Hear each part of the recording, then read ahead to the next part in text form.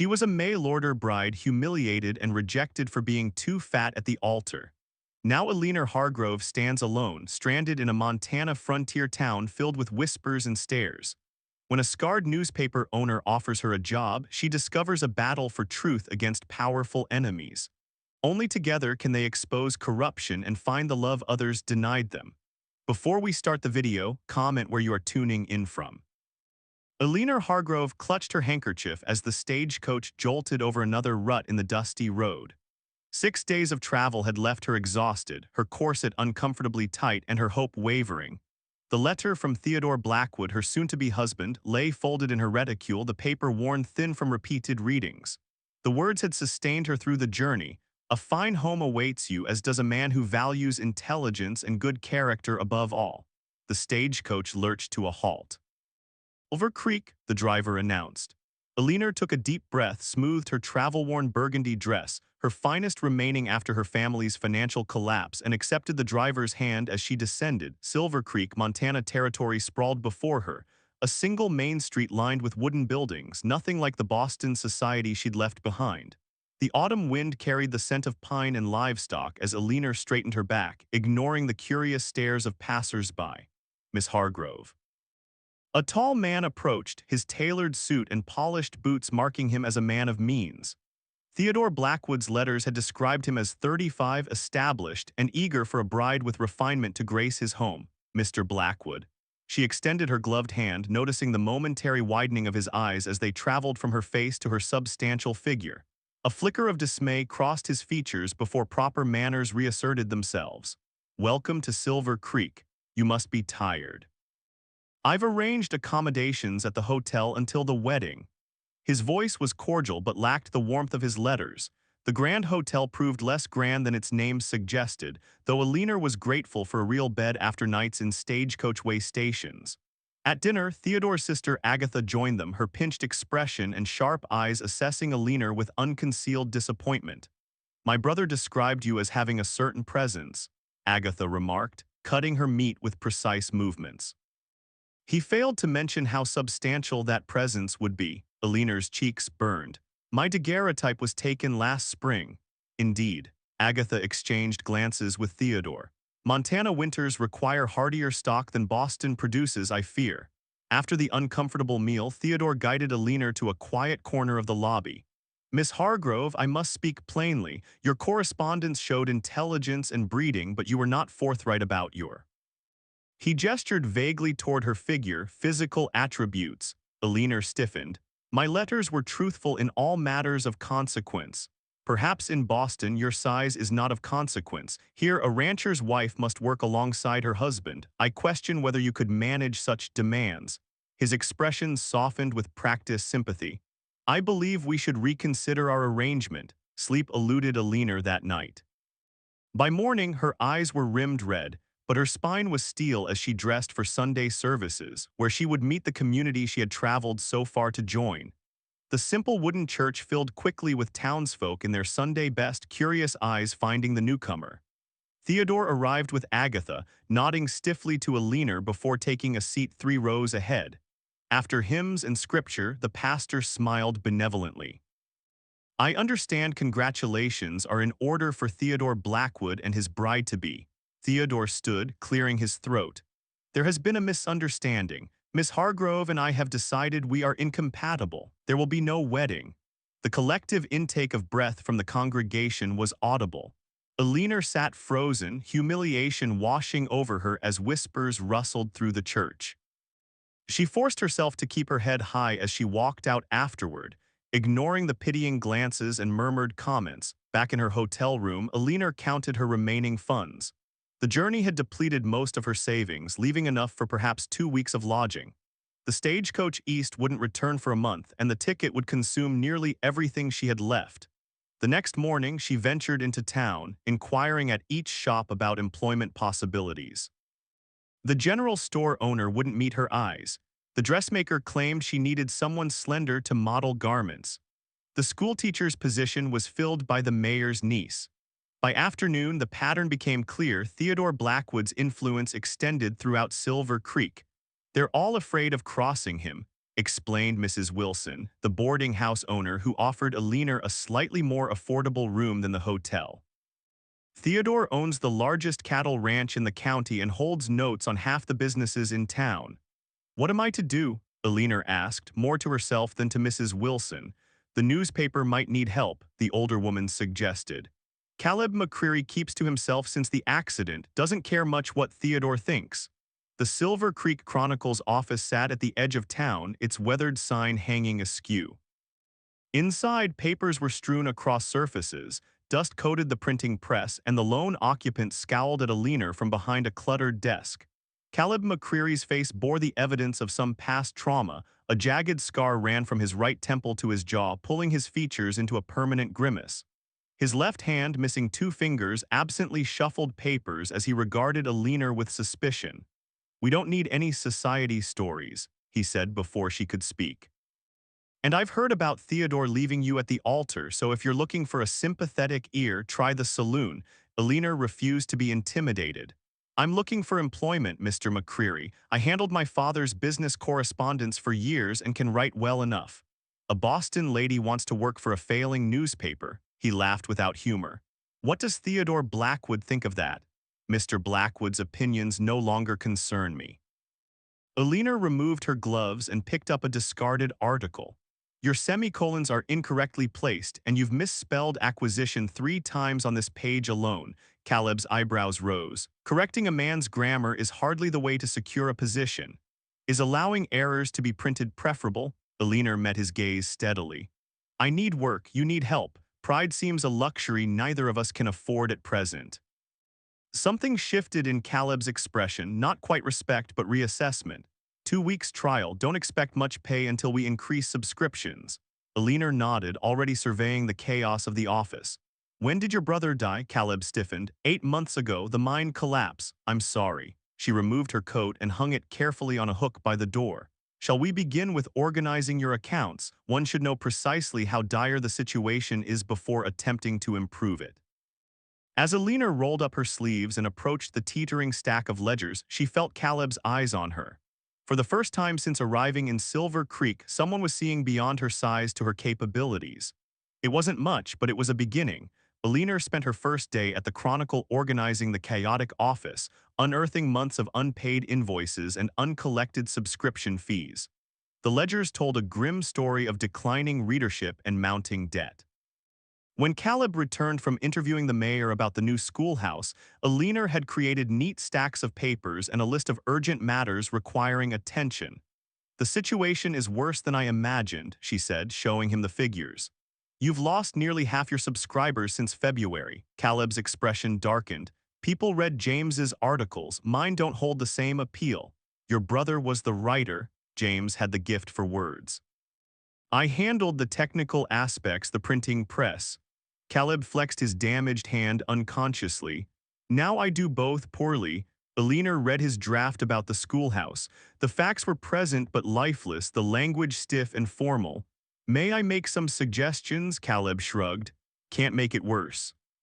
That evening in her boarding house room, Alina rewrote the article entirely, infusing it with quotes from excited children and details about the hand-carved desks donated by the local carpenter whose grandchildren would attend. The next morning, she found Caleb had typeset her version without comment and printed the day's edition. By week's end, 3 people had commented on the improved writing. Mrs. Wilson reported conversations at her breakfast table about the fresh voice at the Chronicle. The general store owner who had previously rejected Alina's employment inquiry stopped her on the street. "That piece about the Miller family's struggle after the fire was mighty touching," he said awkwardly. "Folks brought so many donations they couldn't fit them in their wagon." Alina began interviewing townspeople, discovering stories beneath Silver Creek's surface. The widow raising 4 children by baking pies before dawn. The blacksmith teaching apprentices for free to honor his own mentor.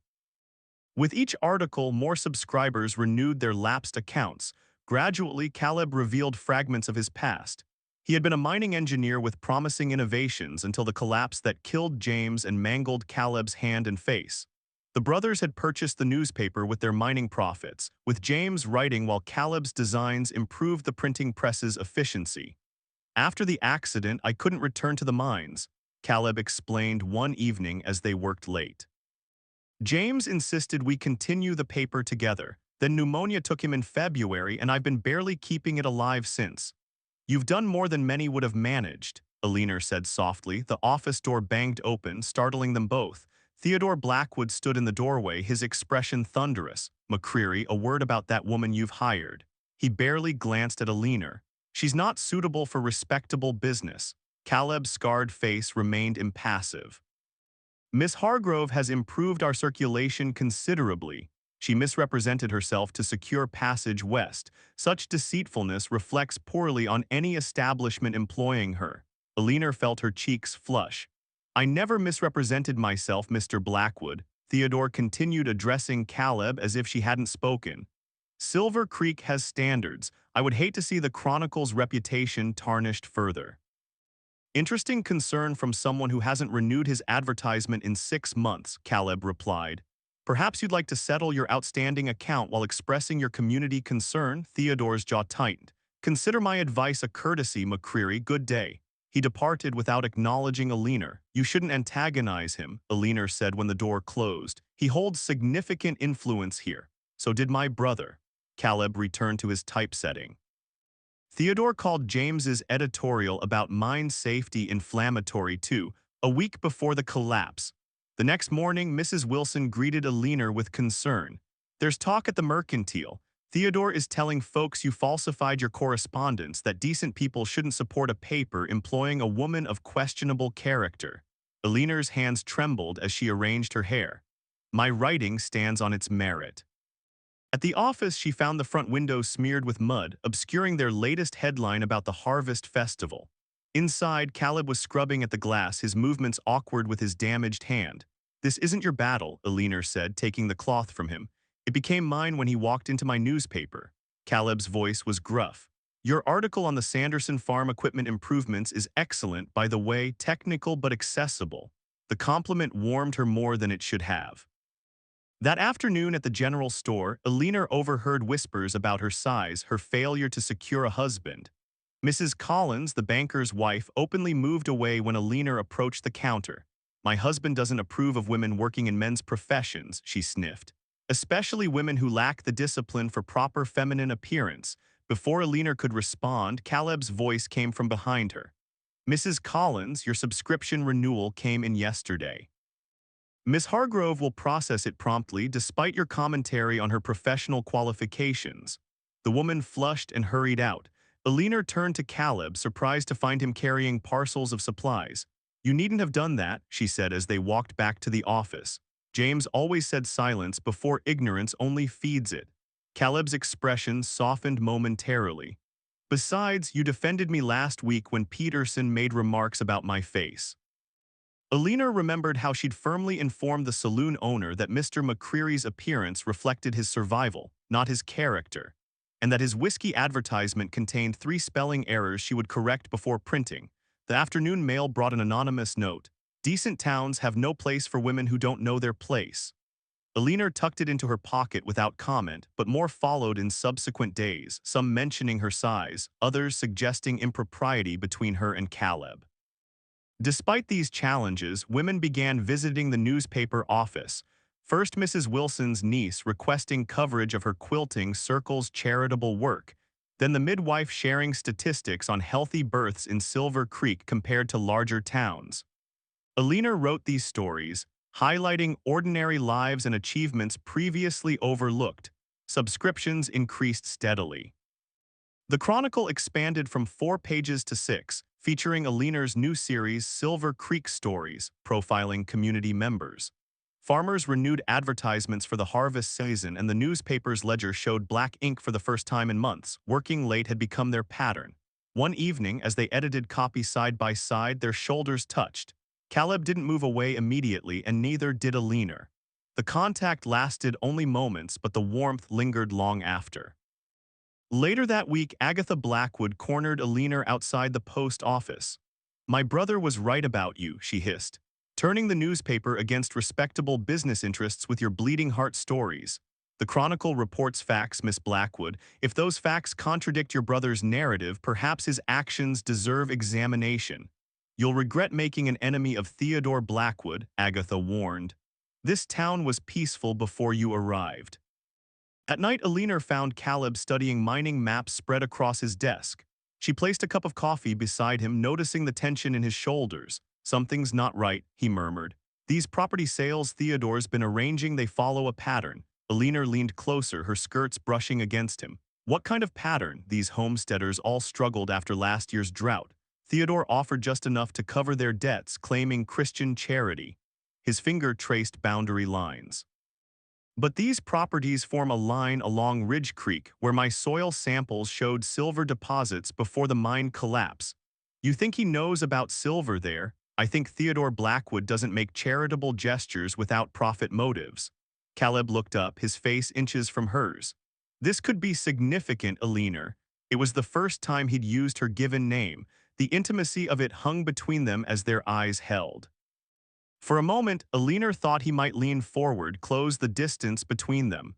Instead, he straightened, clearing his throat. We should investigate further before making any conclusions, he said, his professional tone restored.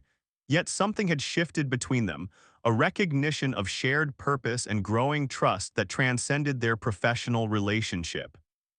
Alina returned to her desk, aware that in finding her voice through the Chronicle, she had also found a man who valued that voice. Regardless of the package it came in, Alina pressed herself against the wall of the mercantile, heart racing as Theodore's voice carried through the open window. He spoke in hushed tones with Patrick Walsh, the county assessor. The survey confirms it, Walsh said. Richest silver vein in the territory, running right through those properties you acquired. Keep that information private, Theodore replied. I need to secure the Miller and Johnson homesteads before word spreads. They're asking higher prices than the others. Give it time, winter's coming. Once their livestock start dying from lack of feed, they'll accept my terms. Alina slipped away, thoughts racing. Back at the Chronicle, she laid out what she'd overheard for Caleb, who confirmed her suspicions with his own knowledge. These soil samples match what we found before the mine collapse, he said, showing her notebooks filled with technical data. James wanted to publish the findings so all landowners could benefit. Theodore insisted it would cause a panic. And now Theodore is quietly buying land at fraction of its value, Alina concluded. Those families have a right to know. Publishing this will make Theodore more than an annoyance, Caleb warned. He'll become a genuine enemy. The truth is our obligation, Alina countered. Isn't that what newspapers exist for? Over the next week, they gathered evidence methodically. Alina interviewed farmers who'd sold to Theodore, documenting the pattern of distress sales. Caleb consulted former mining colleagues about the geological formations. Their research confirmed Theodore had systematically acquired land containing a silver vein potentially worth millions. They worked late into the night drafting the article, shoulders touching as they hunched over the desk. When Alina pointed out a detail in her notes, their hands brushed. Neither pulled away immediately. I couldn't have done this without you, Caleb said softly. Before you came, I was just keeping James's paper alive out of obligation. You gave me a chance when no one else would, Alina replied. I was ready to return east in defeat. The office felt suddenly quiet, the ticking of the wall clock the only sound. Caleb's eyes moved to her lips, then back to her eyes. Alina felt herself leaning slightly forward. His hand, the scarred one missing 2 fingers, gently touched her cheek. Alina, he whispered, his voice rough with emotion, I never thought I'd find someone who could see past all this. He gestured vaguely toward his scarred face. I see you, she answered simply, not your scars. When his lips met hers, the kiss was gentle, questioning. Alina responded with certainty, her hand finding his shoulder. The moment stretched between them, tender and unexpected. When they finally parted, Caleb's expression showed wonder and vulnerability that made her heart ache. We should finish the article, she said softly, not moving away. Yes, he agreed, his eyes still on hers. The truth needs telling. The exposé ran under the headline Silver Creek's Hidden Treasure, Land Purchases Hide Valuable Mineral Deposits. By noon, copies of the Chronicle had sold out. By evening, the town buzzed with angry conversations as property owners realized what they'd lost in Theodore's transactions. Alina was serving a customer when Theodore stormed into the office the next day. His face was flushed with anger as he slammed the newspaper onto the counter. This pack of lies will cost you everything. he snarled. No jury in Montana will side against me when I sue you for slander. Every word is supported by geological evidence and witness statements, Alina replied calmly, though her heart raced. Evidence gathered by a disfigured failure of a mining engineer and a woman so desperate for position she'd lie her way into a marriage proposal. Theodore's smile was cold. Your reputations won't survive scrutiny. Threats won't change facts, Blackwood, Caleb said, emerging from the back room. Your deception affected too many families. You've made your choice, McCreary. When I'm finished, there'll be nothing left of this newspaper or your family's legacy. Theodore's gaze shifted to Alina. And you, even your former shame will seem preferable to what awaits you here. That night, Alina could hardly sleep, Theodore's threats echoing in her mind. She had just drifted off when frantic knocking jolted her awake.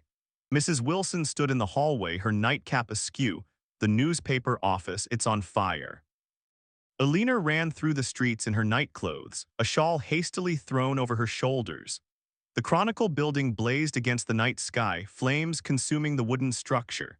Caleb worked alongside a bucket line of townspeople, his face illuminated by the infernal glow. By dawn, only smoldering remains stood where the newspaper office had been. The printing press was warped beyond repair, their research notes and ledgers reduced to ash.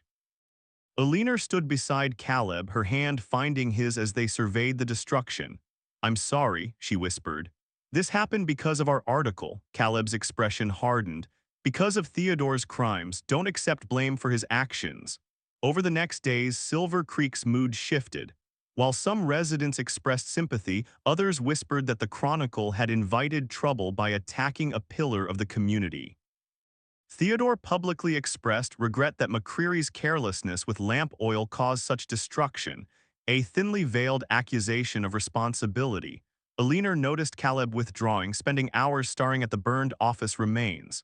When she approached him with ideas for rebuilding, his responses were distant, non-committal. The bank holds notes on the building, he explained one evening at Mrs. Wilson's kitchen table where they'd taken to meeting. Without the printing press, we can't publish. Without publishing, we can't repay the loan. We'll find another way, Alina insisted. Perhaps a loan from whom? Theodore sits on the bank's loan committee. No one will extend credit that might displease him. Caleb's voice was bitter. I can't offer you employment anymore, Alina. Perhaps it's time you reconsidered returning east. Is that what you want? She asked, stung by his dismissal. What I want doesn't matter. I've nothing left to offer you, no newspaper, no future here. You deserve better than a scarred man with a burned business. Before she could respond, a knock at the door revealed the bank manager. Mr. McCreary, there's a matter requiring your attention. It seems Mr. Blackwood has offered to purchase your outstanding loan from the bank. The implication was clear. Theodore was positioning himself to control the Chronicle's remains and prevent its resurrection. Caleb's jaw tightened as he signed for the formal notice. After the banker left, their argument intensified. This isn't just about the newspaper anymore, Alina insisted. Theodore is trying to silence the truth. And succeeding, Caleb replied, his tone defeated. I can't protect the paper and I can't protect you. The Stagecoach East leaves Thursday. You're sending me away? Hurt bloomed in her chest. I'm giving you a chance to escape the wreckage I've made of things. His voice softened. Please, Alina, I couldn't bear seeing you suffer more for my fight with Theodore. It's our fight, she corrected, tears threatening. I thought we were partners. Partners need something to partner on. Caleb turned away. The Chronicle is finished. The next morning, Alina began packing her trunk, each folded garment laid atop her shattered hopes. Mrs. Wilson watched from the doorway. The town council's called a meeting tonight about the silver deposits and Theodore's land purchases, the older woman said. Many folks are angry about being cheated, regardless of what they think about the newspaper. Will Caleb attend? Mrs. Wilson shook her head. He's been at the saloon since noon. Are you really leaving, child? Alina looked at her half-packed trunk, thinking of Caleb's rejection, the loss of their newspaper, and the community that had begun accepting her through her writing. I don't know, she admitted, but it seems I'm not wanted here anymore. By whom? A man too afraid to fight. Or a community that needs someone willing to speak truth. Mrs. Wilson patted her hand. The meeting's at 7. Might be worth hearing what your neighbors have to say before deciding. That evening, Alina stood at the back of the crowded town hall, watching Theodore take center stage, his confident smile suggesting victory already achieved. No sign of Caleb appeared among the assembled townspeople as the mayor called the meeting to order. We're here to discuss allegations regarding silver deposits and land transactions, the mayor began. Mr. Blackwood has requested an opportunity to address these claims. Theodore stepped forward, his voice carrying easily through the hall. Friends and neighbors, I stand before you victim of a malicious campaign by two individuals seeking to damage my reputation. Their so-called evidence burned conveniently in a fire caused by their own negligence. Alina felt eyes turning toward her, some curious, others hostile. Her throat tightened as she realized she stood alone against Theodore's practiced charm and influence. Still, she straightened her spine, remembering everything she'd overcome since arriving in Silver Creek. Whether Caleb joined her or not, the truth needed a voice. Alina stepped forward through the crowd, her heart pounding but her voice steady. Mr. Blackwood claims our evidence conveniently burned, but facts don't require paper to exist. The townspeople murmured as she moved to the front of the hall. Theodore's smile remained fixed, though his eyes hardened. Miss Hargrove, this meeting is for property owners and respected citizens, he said smoothly. Your newspaper's inflammatory claims have caused enough disruption. I speak as a citizen concerned with truth, Alina replied. From her reticule, she withdrew a small notebook that had remained in her boarding house during the fire. These are the exact coordinates where silver deposits were confirmed by 3 separate mining engineers last year, including Caleb McCreary before the mine collapse. She handed the notebook to the mayor, who frowned as he studied it. These match several properties recently purchased by Mr. Blackwood, at prices far below their value, Alina continued. Mr. Peterson, did Mr. Blackwood mention mineral rights when purchasing your late brother's homestead? The saloon owner shifted uncomfortably. Said it was worthless scrubland, good only for grazing. Other voices joined in, farmers and ranchers recounting similar stories of Theodore's charitable purchases during hard times. Alina felt momentum building as more people spoke, sharing their interactions with Theodore, questioning transactions previously accepted as neighborly assistance. Theodore's composure slipped. These accusations are baseless. Where is your proof of silver, your geological surveys, your mining expertise? All we have is the word of a rejected mail-order bride and a disfigured failure too drunk to attend his own defense. I wouldn't say too drunk, Caleb's voice came from the doorway. He entered carrying a leather portfolio, his stance steady despite Theodore's accusation. Just delayed gathering what survived the fire. Alina's heart leapt at his appearance. Caleb nodded briefly to her as he approached the mayor's table. Before my brother's death, we documented every soil sample from the Ridge Creek area, Caleb explained, opening the portfolio to reveal maps and charts. James kept duplicates in our home safe. The Chronicle may have burned, but the truth survived. Former miners in the crowd moved forward to examine the documentation, confirming the findings with their own expertise. As the evidence mounted, Theodore's face flushed with anger. Even if silver exists, I purchased those properties legally, he insisted. The transactions were witnessed and recorded. Under false pretenses, Alina countered, you deliberately concealed information that would have affected the seller's decisions. Proving intent would be nearly impossible, Theodore sneered. Any court would view this as simply smart business. Not when combined with witness testimony about your conversations with the county assessor, Caleb said. Or documentation showing you blocked the initial publication of our mining survey last year. The mayor studied the growing stack of evidence. These claims warrant further investigation. I propose we form a committee to review all land transactions conducted by Mr. Blackwood in the past 18 months. Theodore's face contorted with rage. This is absurd. You would take the word of outsiders against a founding family. A failed newspaperman and a woman so unmarriageable she had to travel across the country to find a husband, only to be rejected when her deception was discovered. The hall fell silent. Alina felt every eye upon her, the old shame threatening to return. Then Mrs. Wilson's voice rang out from the crowd.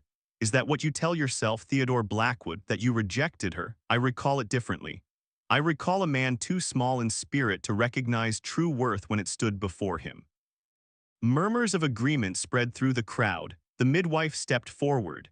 Miss Hargrove's articles brought attention to our childbed fever prevention methods. 3 mothers are alive today because of information spread through her writing. The blacksmith joined in. The Chronicle under Miss Hargrove covered my apprenticeship program. I've got 2 new students starting next month because of her article. One by one, townspeople spoke of the newspaper's impact on their lives, of Aliner's fair reporting and Caleb's technical expertise. The tide of public opinion visibly shifted as Theodore's influence waned before their unified voices. Later that evening, as the meeting adjourned with a committee appointed to investigate Theodore's dealings, Alina and Caleb walked slowly through the quiet streets of Silver Creek. "Why did you come back?" she asked. "I thought you'd given up." "I almost did." Caleb's voice was soft in the darkness. "Then I realized I was doing exactly what Theodore wanted, retreating, surrendering. James would never have forgiven me. And is that the only reason?" Alina held her breath, waiting. Caleb stopped walking, turning to face her. "No, I couldn't let you face him alone. I couldn't bear the thought of you leaving, thinking I didn't care." His damaged hand reached for hers hesitantly. "You made me believe in possibilities again, Alina. Not just for the newspaper, but for myself." In the weeks that followed, Theodore and Agatha Blackwood departed Silver Creek amid multiple lawsuits from former property owners. The town rallied around rebuilding the Chronicle, farmers donating lumber, merchants contributing supplies, and a printer from Helena offering a used press at a reduced price. Alina found herself welcomed into the community that had once eyed her with suspicion. Women invited her to social gatherings, men tipped their hats respectfully on the street, and children brought stories for the newspaper's new Young Writers column she had established. 3 months after the fire, the Silver Creek Chronicle published its revival edition from a new office built on the original foundation. The front page carried a joint editorial by Alina and Caleb, thanking the community for its support and pledging continued dedication to truth. "We've surpassed our previous subscription numbers," Alina announced one afternoon, reviewing their ledger. "And the Chicago Women's Herald wants to publish a series about frontier journalism from a female perspective." "You should accept," Caleb said, looking up from the printing press he was adjusting. "Your voice deserves a wider audience." "My place is here," she replied simply.